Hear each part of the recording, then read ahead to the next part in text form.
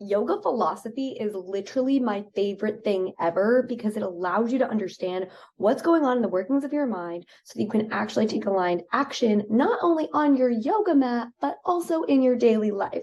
My name is Christina Joy. I combine cognitive behavioral coping skills with the law of attraction and yogic philosophy so that you can understand the workings of your mind and actually create from a super high frequency place. In the foundations of yoga, essentially, there are kleshas.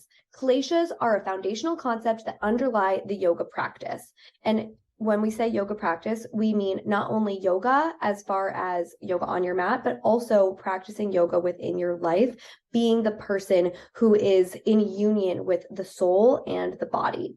And we'll get more into like consciousness a little bit later in this video.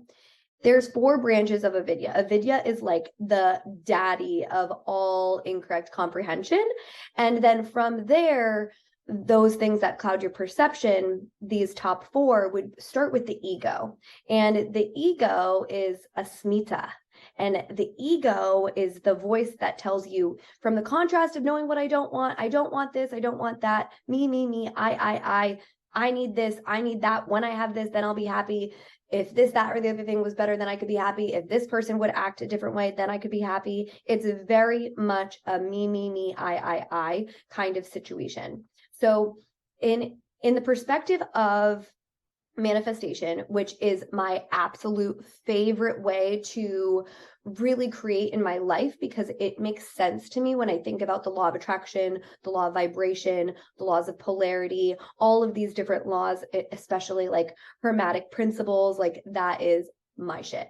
And so when you think about it in that sense, and when you think about the ego as your partner and as your friend, it actually helps you out a lot. So the way that I like to think of Asmita, which is the ego, is that the ego is the little version of you that's like pulling on your leg, being like, Christina, we need to figure this out. We need to figure that out. We're freaking out about this, that, or the other thing. And so then from the seat of the highest self, the seat of universal source energy, you can come in from that place of vibrational alignment and be like, what's good? Like, I absolutely agree with you. From the contrast of knowing what we don't want, let's get more clear on what we do want.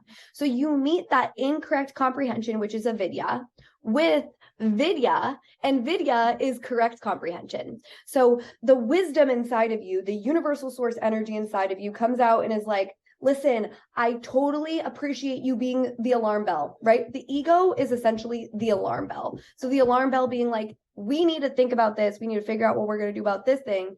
So you don't want to get caught up in the ego, because if you get caught up in the ego, then what happens is you just detour into fear. You're spiraling. You're a hamster on a wheel freaking out. But when you instead choose to take action from an aligned place and be like, okay, I hear you. Thank you so much for letting me know. I really appreciate the alarm bell. Then from there, you can go and actually make a correct decision about whatever the thing is, instead of acting from just that place of the ego, Asmita. Moving on to the next, which is attachment. Attachment, and in Sanskrit, we call it Raga. And Raga is this energy of like, I need this to work out this way. I need that to work out that way. I need this, that, or the other thing in order to be happy. So again, it's just this energy of like, you're attaching yourself. You're needing it to happen. If it doesn't happen, we're all going to die energy. And so when you have that attached energy, or when you're holding on to something that's maybe not meant for you anymore, you're not allowing yourself to let something else in. So if you're holding on to something that isn't for you because you feel like you need it because it's maybe the evil that you know, you're holding on to that thing, you're attached to it. You're not allowing something else to come into your life because you're so hyper focused on just grasping this thing, which relates back to non-grasping. And if you haven't watched the video on the yamas and niyamas, definitely go check that out. So Raga, right? That attachment. What you want to try and do is just witness and notice when you're feeling like you're attached to the outcome, right? Release attachment to the outcome is such a massive practice. When you release attachment to the outcome, then you can take aligned action and you can show up as the person who has everything that you want. And then the outcome is actually going to be better than it would be if you were just constantly freaking out. Okay. And then refusal is the third one. So refusal in Sanskrit, this is an energetic frequency, and it sounds like this. It's Dev Shah. Dev Shah. And this refusal energy is you refusing to get into something that could help you. So it's like a lot of people have this with things that they don't understand, or they're super new at something, right? So you're in a conversation with someone and you're telling them something, and they come back to you with like, oh, well, I already know that, and I just say it in a different way. And here's why, all of the reasons why this thing doesn't resonate with me. Whenever you are talking about why something doesn't resonate with you, you are in an energy of refusal. You're refusing to get better. You're refusing to become a better, higher frequency version of yourself because you're explaining why you don't want something or why something doesn't work for you. If you are in an energy of refusing and not allowing, right? So this is a very resistant form of energy. This is refusing to be open to receiving information. Like, come on. I used to be like that about a lot of things. And I would be like, no, I'm good. Like, I don't really need any of that. Like, I don't need to learn any more about this, that, or the other thing. Very much so. I found myself doing that just because of a culture that would be created in whatever class I was in, where people would be like, I don't need to know that for anything. And we would all just be refusing this information. And what did that do for us? Like, you're only cheating yourself. If you're refusing to learn something, you are only cheating yourself, because you can get better by understanding more and more things and understanding things in different ways. So for me, what that looks like is I am obsessed with learning about consciousness. I love learning, right? And so it's the complete opposite to the way that I used to be when I was younger, because I was refusing to learn because I was in my fear body, because I was in this essence and energy of like, I'm afraid that I'm not going to be able to learn this thing. So I'm just going to say, fuck it. Like, I don't need to know it. So, which leads us right into the fourth one, which is fear. And fear is literally an illusion. And it's very interesting. In the practice of yoga, traditional yogic philosophy, nothing is an illusion. Everything is real. But in my perspective and in EDM yoga's perspective, the idea of an illusion is that if it's not an essence and energy that's with universal source energy, meaning us energy, pure positive energy, Purusha in yoga, pure consciousness, if it's not in alignment with universal source energy or the God of your own understanding, then to me, and in our practice of EDM yoga, it is an illusion. So the illusion is fear, and love is real. So when you look at it that way and you notice like, okay, all of these things that I don't want, all of these things, all of these stories that I'm telling that aren't true, these are all illusions. And this is actually a very, A Course in Miracles perspective. A Course in Miracles teaches that fear is an illusion and only love is real. And when you come from that place of like noticing, okay, I'm telling a story of fear, I'm going to choose to replace that with love instead. And the thing is that the miracle is the shift in perspective from fear to love.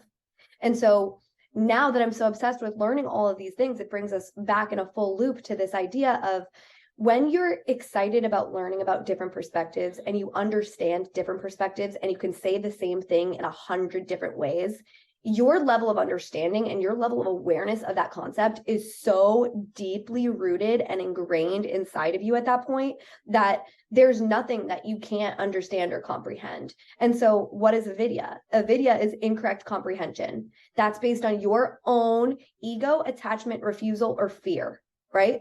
So when you've released all of those, you just become an open channel to be able to learn and understand so many things, which takes us into this energy of like, when you were younger, what were you told that you couldn't do? Like, what did people say you're not good at? Or what did you get criticized for? Whatever those things were, they're still probably pretty active vibrations within you. And so you have an opportunity right here, right now to choose to say, I'm fucking done with this incorrect comprehension. I am going to choose to be the person who can learn whatever I want to learn, right? And you take that wisdom and you take that knowledge and you apply it. You have the power to do all of this. You have the power to be the person who tells a story of what you want and can learn anything. You are capable of absolutely anything you set your mind to.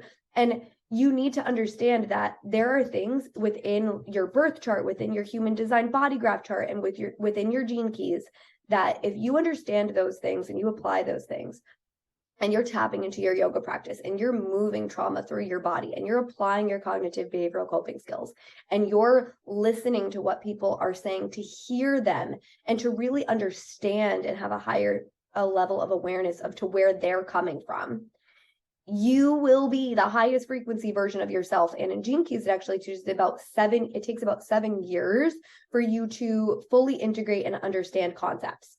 And so it's really cool because literally 7 years ago, this May, right now it's April, this May will be my 7-year anniversary of my yoga teacher training. And that's when I first started learning all of these Sanskrit terms and really understanding and deep diving into yogic philosophies, the Yoga Sutra, the Bhagavad Gita. And to be very clear, yoga is not a religion. It is a way of honing your perception. And so when you can learn about all of these different perspectives and you can understand how to harness the power of your mind to heal your life, and then you hit that 7-year mark, like I'm honestly shocked and in awe every single day when I wake up and I get to live the life that I live. And my life would not be this way if I was not practicing yoga. And that's why I'm so passionate about bringing this to our generation, because a lot of the texts are very intense and it takes a lot of time to read. And if you're not like me, wanting to literally sit down and read the yogic texts for hours and dive into hermetic principles and understand astrology on a really, really deep level to be able to translate the vibration to this generation. And so if you're into all of this and you want to hear more, definitely click the like button, leave me a comment, let me know what you want to learn more about. Share with your friends, and absolutely be sure to subscribe so that we can continue on this journey of life together and we can continue to hone the frequency of what we're wanting. Okay, you know what? I actually forgot. I think we have to talk about Prakriti and Purusha. Prakriti and Purusha are such the vibe. So Purusha is the energy of universal source energy, so consciousness, the soul within your body. So there's two parts of you, right? There's the soul part of you, which is the soul perspective, which has been here many times, which understands all of the laws of the universe. This part of you is always connected to the God of your own understanding, to your angels, your saints, your ancestors, all of the guides of the highest truth and compassion. And that part is big. And then there's this part over here. And this is the part of you that is your physical body, essentially your vehicle for this life, your physical apparatus, right? So your body. And so when you combine the soul and the body and you come together as one, you become a blended being. And from that place of vibrational alignment, then you're going to be in your vortex. Your vortex is where everything that you want lives. Popularized by Abraham Hicks, the book, The Vortex, teaches you everything that you need to know about how to get into your vortex and how to maintain that vibrational alignment. Again, I can deep dive. I can go ham on manifestation for hours. Anyways, Prakriti is about the material physical world. So the physical body and everything around you. So the desk that I'm sitting at, all of these physical things all around me, your car, your house, all of those things, that would be Prakriti. And Prana is the life force energy. And that's why pranayama is one of the eightfold paths. So pranayama is the breath work. And so you can visualize it like this. This is a photo from the Heart of Yoga book, which is the perspective of Krishnamacharya, who was my teacher's teacher, who brought yoga to the West. And what it shows here is there on one side, you can see the body that has the prana, which is life force energy, shooting out of the body. The energetic channels are open. This person is thriving. They're able to receive energy from the universe and they're able to put it out to the universe. So there's infinite energy flow. And in Qi, which is Qi in Qigong. And then on the other one, the energy is stuck. The energy is stuck within the body. So when you feel stuck in your life and you feel like you can't get anything done and you're feeling confused and fearful and all of these branches of Avidya, right? Your ego is going off. You feel attached to all of these things. And attachment actually can have a lot to do with like attachment and addiction. So you're addicted to coffee. You feel attached to having it every single day. You're addicted to the bottle. You're addicted to the chips, whatever it is. That would be a form of attachment. And then refusing something that could be good for you in the sense of like celery juice, right? Refusing things that could help you to heal. Refusing anything in general is really not good for your game because you're just constantly thinking about what you don't want. And what happens when you think about what you don't want, you get more of what you don't want. And into fear. which literally fear, uncertainty, and doubt is the root of unconscious creation. So all of this avidya, incorrect comprehension, adds up for you to be in this place where you feel stuck and the flow of energy isn't there. There's no life force. And so what helps us to move that life force energy within us? It's the breath work. The breath work is the key. So I'm going to teach you a quick, easy breath work that you can apply to get this energy flowing through your body. And it essentially looks like this. Inhale through the nose. It's a sharp inhale. Audible exhale out of the mouth. Ah. HA stands for highest alignment. Inhale through the nose. Exhale through the mouth. Ah. Inhale through the nose. Exhale through the mouth. Ah. Okay, now that you get it, go ahead and close your eyes. Turn your eyeballs inwards and upwards in your eye sockets. Like you're looking up to the third eye. Inhale through the nose.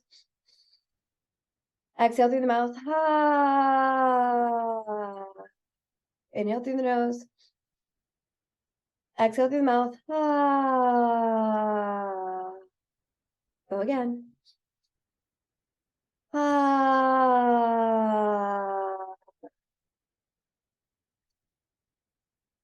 Ah. One more. Ah. Now then, just let all of that relax. Let your breath return back to neutral. Feel the prana within your body, the life force energy. Feeling all of your channels open. Your heart feels receptive. Your comprehension is correct. You've released the incorrect comprehension, the avidya, and you're tapped into this pure Purusha energy. Consciousness, witnessing consciousness, witnessing consciousness, witnessing consciousness. Take another deep breath in and a full breath out. When you feel ready, go ahead and blink your eyes open. So good, you guys. Thank you so much for being here. Princess literally just slept through that whole thing, didn't you, little girlfriend? Princess is so happy. She's vibing.